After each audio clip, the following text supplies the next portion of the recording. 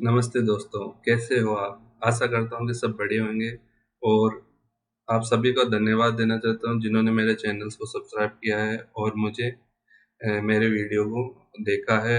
और इसी उम्मीद के साथ दोस्तों कि आपको जो मैंने गाइड किया है, मैंने समझाया है, आपको काफ़ी पसंद आया होगा और आपको ये जानने को मिला होगा कि किस तरह से हम पीएचपी की शुरुआत करते हैं, किस तरह से हम पीएचपी के अंदर डेटाबेस का कनेक्शन कर सकते हैं, किस तरह से डेटाबेस का कनेक्शन करते समय हमें एरर्स आ सकते हैं, कौन सी वैल्यू को हमने कहाँ से उठाया है, कहाँ उसको रन कराया है।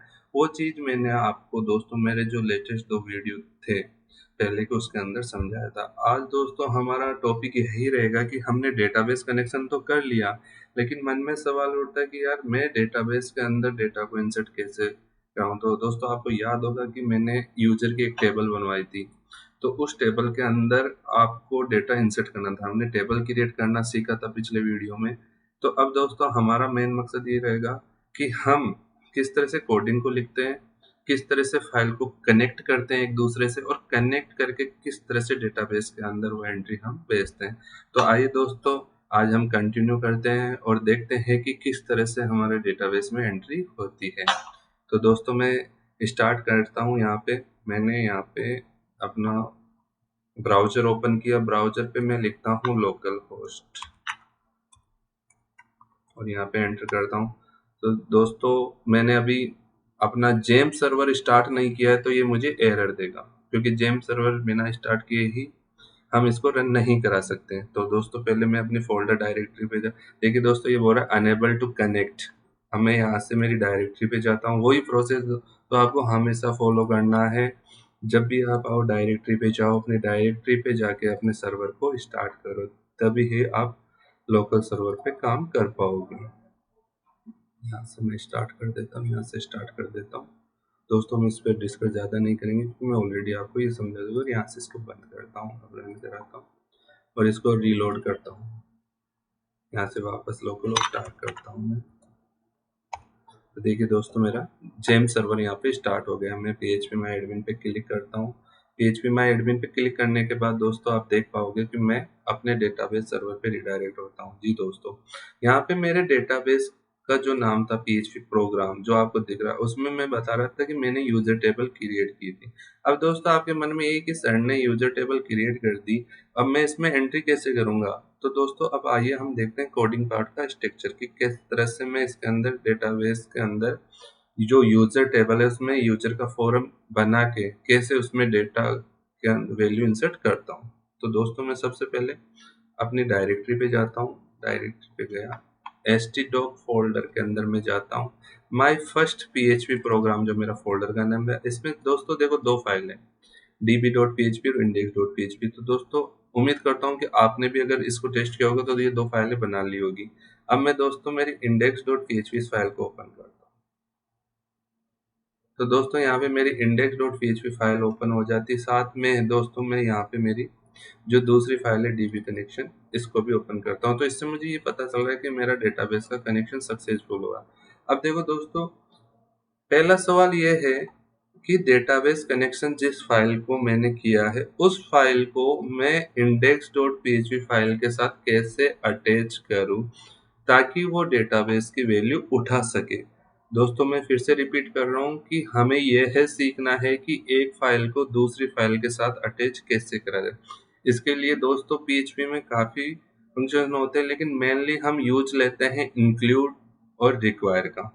दोस्तों इंक्लूड और रिक्वायर, देखिए दोस्तों इनमें डिफरेंस क्या है।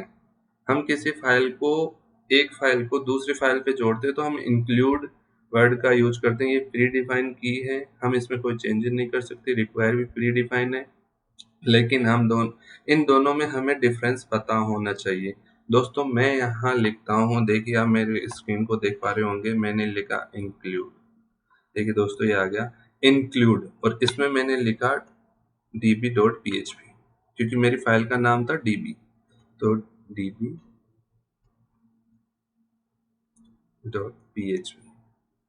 और यहाँ पे इसको मैं सेपरेटेड कोमा के अंदर रख देता हूँ।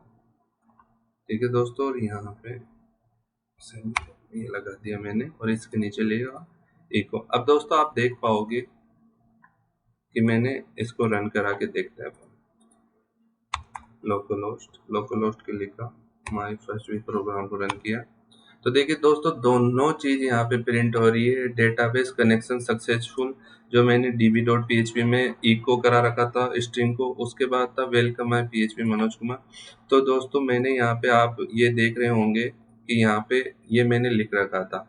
अगर मैं इस चीज को इको को कमेंट कर दूंगा तो ये वर्ड हट जाएगा। डीबी के अंदर चलते हैं, हम यहाँ देखते हैं तो डेटाबेस कनेक्शन। तो ये दोस्तों यहाँ पे आप देख पा रहे हो कि मेरी फाइल इंक्लूड हो चुकी है, इंडेक्स फाइल के साथ जुड़ चुकी है। अब दोस्तों मैंने ये बताया था रिक्वायर, तो दोस्तों ठीक है मैं रिक्वायर यूज कर लेता हूँ ताकि आपको कोई कंफ्यूजन है। मैंने लिखा रिक्वायर, आप देखते हैं क्या आउटपुट आता है, लेट्स सी।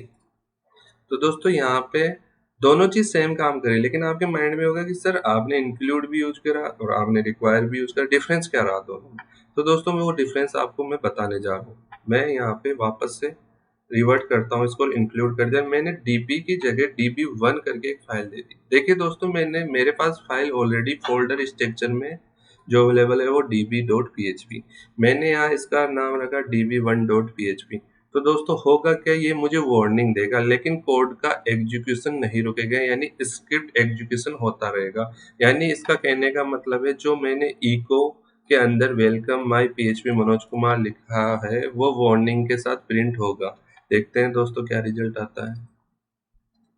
देखिए दोस्तों बिल्कुल जो मैंने आपको कहा था ये वार्निंग दे रहा है, include db1.php fail to open stream no such file or directory in. ये हमारे सर्वर जो अपना पाथ है उसमें बता रहे कि आपने जो फाइल जोड़ी है भाई वो फाइल मेरे पास नहीं है, ये हमें साफ साफ चेता है। लेकिन इसने क्या किया, आपके कोड को रन कर दिया, वार्निंग दी इसने आपको। दोस्तों मैं आपको इसको ये भी टिप्स बताऊंगा कि किसी कारण से हमें किसी कोड कोड की वार्निंग हाइड करनी हो तो कैसे करेंगे, लेकिन दोस्तों वो समय के साथ बताऊंगा, क्योंकि अगर अभी आपको मैं टिप्स देने लग जाऊंगा तो आप सीख नहीं पाएंगे अच्छे से। तो दोस्तों आगे बढ़ते हैं। तो मैंने यहाँ पे आपके कहे अनुसार मैंने ये अब देखो दोस्तों इंक्लूड का डिफरेंस आपको कि इंक्लूड के केस में अगर फाइल नहीं मिलती है आपको तो आपको वार्निंग आती है, लेकिन कोड का एग्जीक्यूशन नहीं रुकता, कोड कंटिन्यू रन करता। अब मैं दोस्तों यहाँ पे कर देता हूँ रिक्वायर। देखिए दोस्तों अब यहाँ पे क्या एरर आता है, रिक्वायर इंक्लूड का आपको डिफरेंस पता लग जाएगा। देखिए दोस्तों इसने वार्निंग दी पहले रिक्वायर में कि fail to open stream no such file in directly, यानी भाई साहब ये कह रहा है कि मुझे ये फाइल मिली नहीं। दूसरी बार ये कह रहा है फेटल एरर। देखो ये दोस्तों पीएचपी के एरर्स हैं, मैं आपको इन डीपली एक एक चीज समझाऊंगा। पीएचपी की जो भी एरर्स है, वार्निंग्स है, फेटल एरर है, एरर लॉग कैसे जनरेट होते हैं, एक एक चीज बताऊंगा। दोस्तों आपसे बस यही आशा करता हूँ कि आप मेरे चैनल पे बने रहें और मेरे चैनल को सब्सक्राइब कर ले ताकि नए से नए वीडियो के अपडेट आपको मिलते रहे। इसी के साथ दोस्तों मैं कई लैंग्वेज आपको सिखाऊंगा ताकि आप इजीली से समझ पाए। अगर आपको कोई इशू है कोडिंग में, कोई रिलेटेड इशू, तो आप कमेंट सेक्शन में कमेंट लिखना ना भूले। आप मेरे से डायरेक्टली भी टॉक कर सकते हो और मेरे से इशू पूछ सकते हो दोस्तों। तो हम कंटिन्यू करते हैं। तो इसने फेटल एरर दिया और हमारे कोड के एग्जीक्यूशन को रोक दिया। यानी इससे हमें ये समझ में आता है कि रिक्वायर इंक्लूड क्या क्या काम करते हैं। इंक्लूड कहता है कि भाई मैं तेरी फाइल को वार्निंग दे दूंगा लेकिन कोड के एग्जीक्यूशन को नहीं रोकूंगा, और जबकि रिक्वायर कहता है भाई मैं वार्निंग दूंगा लेकिन फेटल एरर देता है और ये कोड के एग्जीक्यूशन को रख देता है। तो दोस्तों इस तरह से हम इंक्लूड और रिक्वायर में डिफरेंस समझते हैं और हम आगे बढ़ते हैं। अब दोस्तों मेरा मेन एम है कि मैं डेटाबेस में वैल्यू कैसे इंसर्ट करूँ। ठीक है दोस्तों आगे बढ़ते हैं। मैंने इसको कमेंट कर दिया ठीक है भाई अब मुझे तेरी नीड नहीं है, इको इको नहीं चाहिए मुझे। डीबी में भी गया, ठीक है यार मेरा कनेक्शन हो गया, मैं इनको भी कमेंट कर देता हूँ यार ठीक है मेरे को ये नहीं चाहिए। अगर किसी प्रकार से डेटाबेस डिस्कनेक्ट होएगा तो वो नॉट कनेक्ट का मुझे इशू दे देगा। ठीक है दोस्तों मैं सेव कर देता हूँ। सेव के लिए आपको दोस्तों शॉर्ट की यूज करनी है। जब भी फाइल सेव करना है कंट्रोल के साथ एस की दबानी है आपको। जैसे कंट्रोल के साथ एस की दबाओगे आपकी फाइल सेव हो जाएगी। ठीक है दोस्तों अब सबसे पहले हमारा ये होता है कि दोस्तों मैं आपको मैनुअली इंसर्ट की क्यूरी लिखना बता रहा हूँ कि हम एक मैनुअली वैल्यू इंसर्ट करते हैं तो वो डेटाबेस में। देन उसके बाद दोस्तों हम पढ़ेंगे कि कैसे एक फॉर्म बनाते हैं, कैसे फॉर्म के जरिए हम वैल्यू उसमें इंसर्ट कर सकते हैं। तो दोस्तों मैं सबसे पहले आपको डेटाबेस कनेक्शन होने के बाद एक फॉर्म बनाना सिखाता हूँ, और फॉर्म बनाने के साथ इंसर्ट, क्योंकि अगर डायरेक्ट मैं मैनुअली इंसर्ट कर रहूँगा तो दोस्तों आप समझ नहीं पाएंगे, इसलिए हम एक सिंपल फॉर्म बनाते हैं। सबसे पहले आपको फॉर्म लेना है, उसमें मेथड लेना है। दो प्रकार के मेथड होते हैं दोस्तों अपने, गेट एंड पोस्ट। आप पोस्ट मेथड यूज करिएगा, मैं आपको डिफरेंस भी बताऊंगा गेट एंड पोस्ट के अंदर क्या डिफरेंस है, और ये जो एक एक चीज बताऊंगा दोस्तों हम क्यों यूज कर रहे हैं। मैंने इसका नेम ले लिया,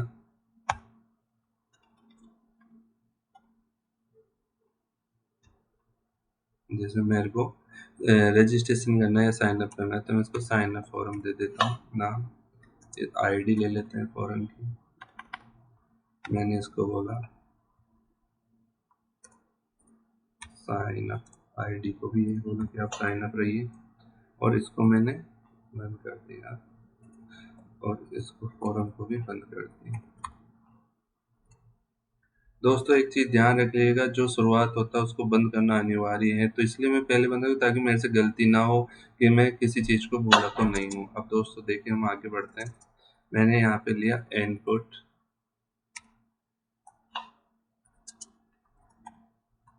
टाइप टेक्स्ट, नेम दे दिया मैंने इसको। नेम के अंदर मैंने लिखा, जैसे यूजर का नेम है तो यूजर नेम। वैल्यू, वैल्यू हम इसको ब्लैंक देंगे, क्योंकि वैल्यू हम इंटर खुद करेंगे। प्लेस होल्डर दे देता हूँ मैं इसको। अब आपके जहन में कुछ सवाल आ रहे होंगे, मन में कुछ सवाल आ रहे होंगे, तो मैं दोस्तों उसका सॉल्यूशन कर देता हूँ। पहले मैंने यहाँ लिखा यूजर स्पेस देके और नेम। देखिए दोस्तों मैंने इन आपको फॉर्म बनाने के लिए फॉर्म लेना है। मेथड दो प्रकार के होते हैं, गेट एंड पोस्ट। इसका डिफरेंस भी मैं आपको बताऊंगा।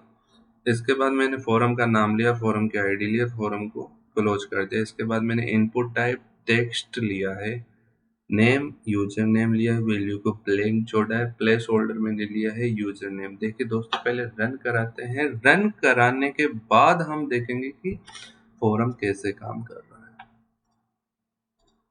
देखिए दोस्तों यहाँ पे मैंने दिया, सॉरी मेरे प्लेस होल्डर की वैल्यू नहीं आई, एक बार वो देख लेते हैं कि प्लेस होल्डर में वैल्यू क्यों नहीं आई। दोस्तों मैंने यहाँ पे स्पेलिंग मिस्टेक कर दी, तो यूज नहीं किया, तो इस वजह से इश्यू आता है। ठीक है रन कराते हैं हम वापस से। तो देखिए दोस्तों हम देख पा रहे हैं कि यहाँ पे प्लेस होल्डर पे मेरी वैल्यू आ गई है यूजर नेम की। आपको ये समझ में आ रहा है कि हाँ यार मुझे यहाँ कुछ टाइप करना है, मैं क्लिक करूंगा, देखिए दोस्तों मैं टाइप कर पा रहा हूँ। सो इस तरह से हम फॉर्म को क्रिएट कर रहे हैं। आगे बढ़ते हैं।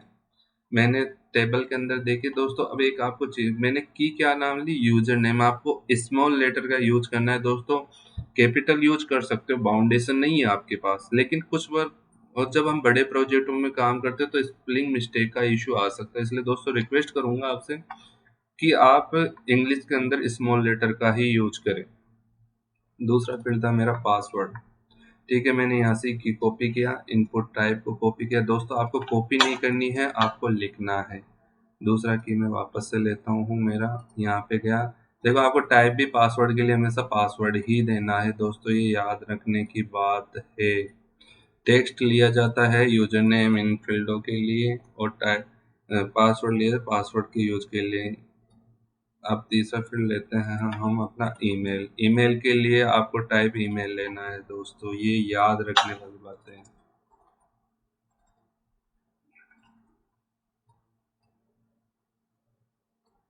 चौथा मेरा था फोन नंबर।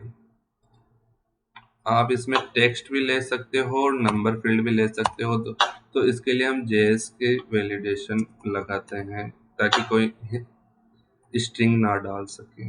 यहाँ पे मैंने लिखा की का कॉपी करता हूँ मैं, फोन नंबर। आपको स्टेटस नहीं एंटर करना है, मैंने फ़ोन नंबर लिखा, यहाँ पे भी फ़ोन नंबर लिखा। देखिए दोस्तों अब यहाँ पे मैं एक बटन बना देता हूँ, इनपुट टाइप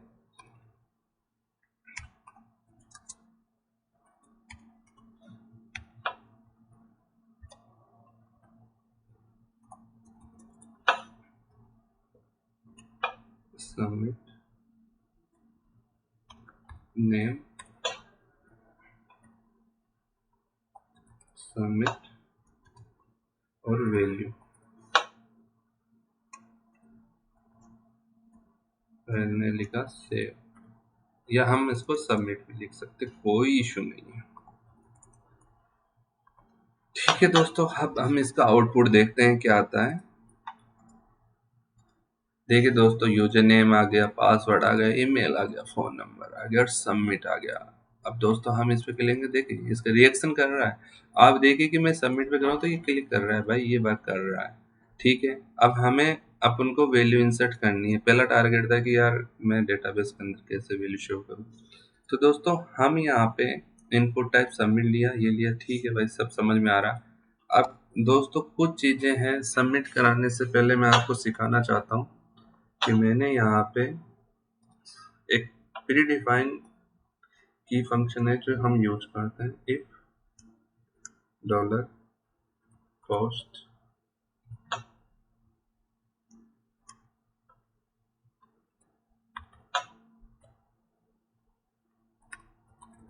सबमिट।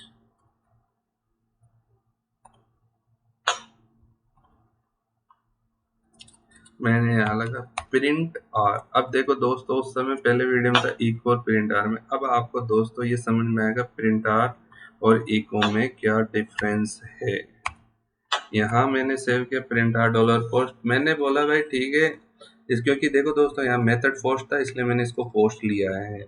तो यहाँ पे सबमिट पे क्लिक किया, सबमिट, यहाँ से ये वैल्यू जा रही है, नेम के अंदर सबमिट लिया है तो दोस्तों मैं यहाँ सबमिट ही लिखूंगा, स्प्रिंग स्मॉल इसलिए स्मॉल ले रहा हूँ और मैंने प्रिंट आर लिख दिया। रन करा के देखते हैं दोस्तों क्या आउटपुट आता है।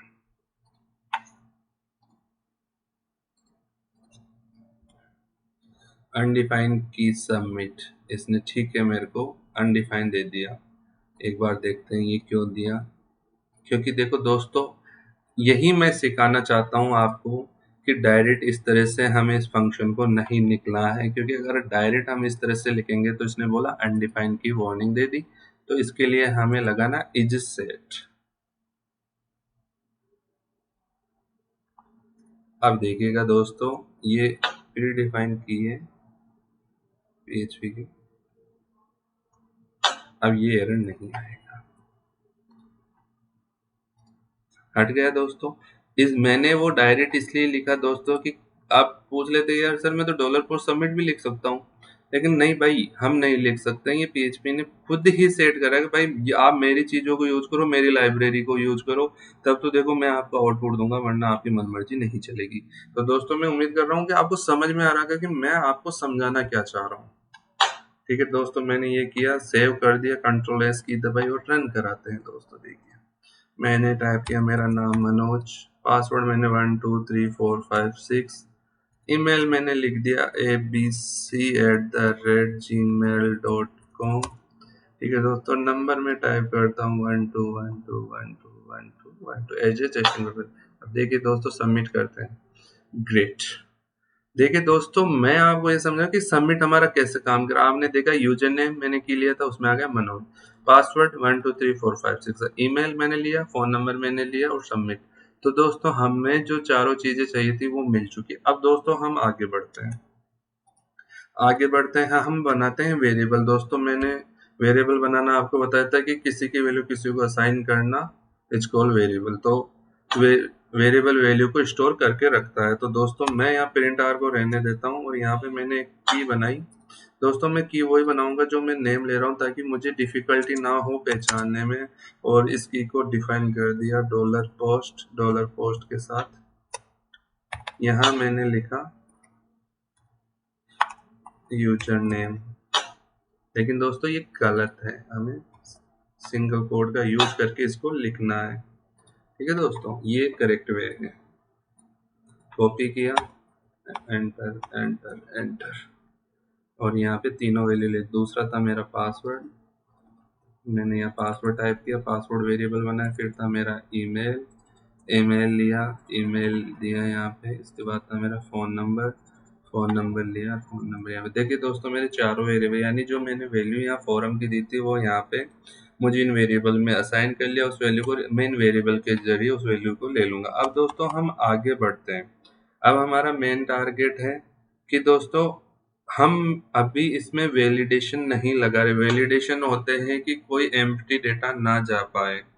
मैं सिर्फ एक वैलिडेशन लगाऊंगा। इफ एल्स में जब आपको समझाऊंगा तो आगे के वैलिडेशन कैसे लगाए जाते हैं वो बताऊंगा। एक वैलिडेशन लगा के मैं आपको बताऊंगा कि कैसे एम्प्टी वैल्यू को रोका जाता है।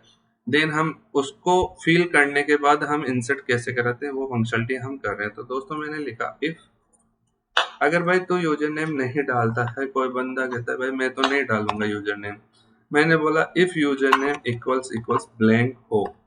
ठीक है सर।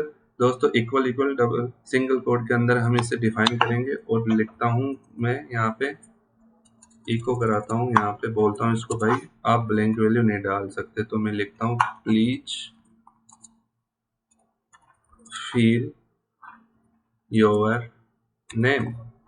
मैंने इसको बोला आप अपना नेम दीजिए और आगे बढ़िए। और एल्स में बोलता हूँ मैं इसको कि अगर आप नेम देते हो तो मैं बोलता हूँ इको आप इंसर्ट कर सकते हो।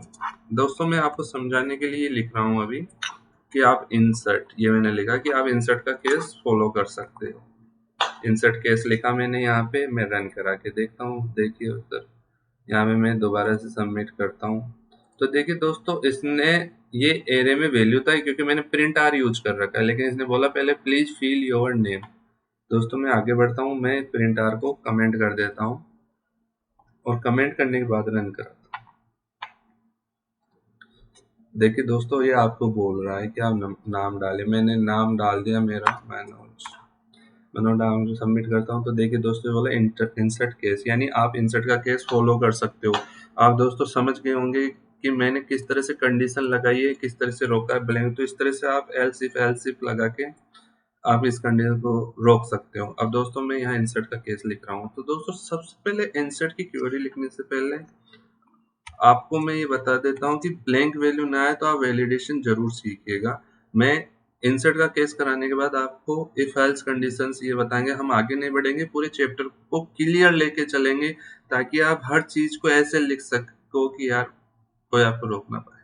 देखिए दोस्तों हम आगे बढ़ते हैं।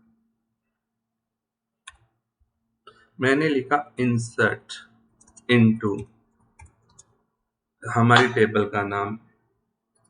ये एसक्यूएल सिंटैक्स है दोस्तों तो कंफ्यूज मत होइएगा और आपको ये एजिटिज याद करने हैं कि हमें इंसर्ट इनटू यूजर्स, ये अपनी टेबल का नेम हो गया दोस्तों। अब हम क्या करते हैं दोस्तों, हमें पहले फील्ड लेना है फिर इसकी वैल्यू लेनी है। मैंने यहाँ पे लिखा इंसर्ट इनटू यूजर्स। अब दोस्तों हमारे पास ये फील्ड थे जो मैंने डेटाबेस से उठाए थे, मैं वही ले लेता हूँ। यूजर नेम, यूजर नेम के बाद मेरा था password,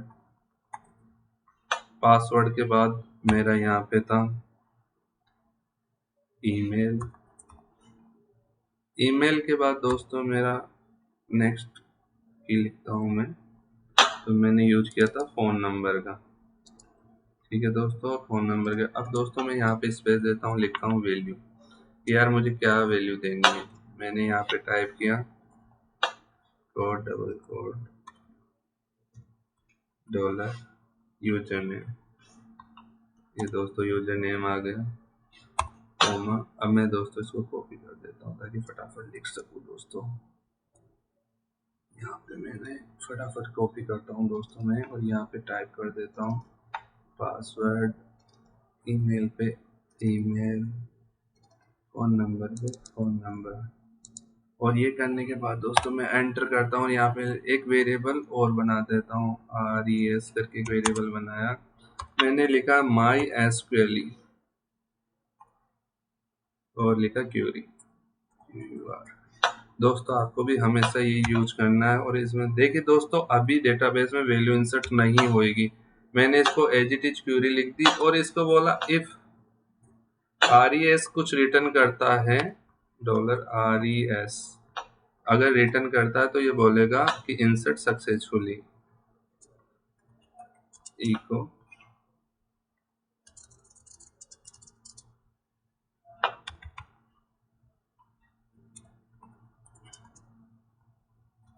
insert value successfully.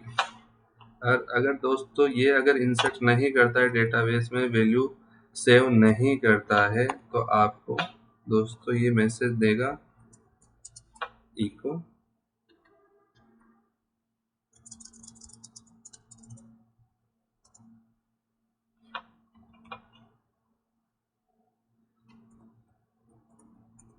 Something wrong. ठीक है दोस्तों, अब मैं इसको रन कराता हूँ। यहाँ मैं बोल रहा है ये इंसर्ट का केस आप फॉलो कर सकते हैं। ठीक है दोस्तों, हम फॉलो करते हैं। मैंने मनोज नाम लिखा, 2 3 4 5 6, पासवर्ड डाला, ईमेल डाला,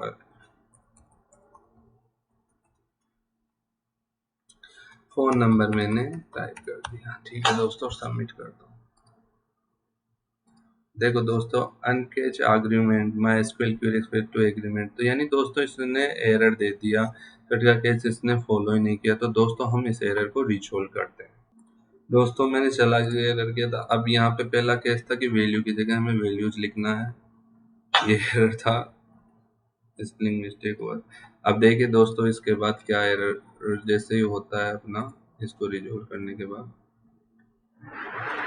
कंटिन्यू किया मैंने, तो अभी भी ये एरर बना हुआ है, यानी ये अभी भी एरर रिजोल्व नहीं होता है। ठीक है दोस्तों, मैं आगे जाता हूँ। अब ये दोस्तों हमें एरर रिजोल्व करना है।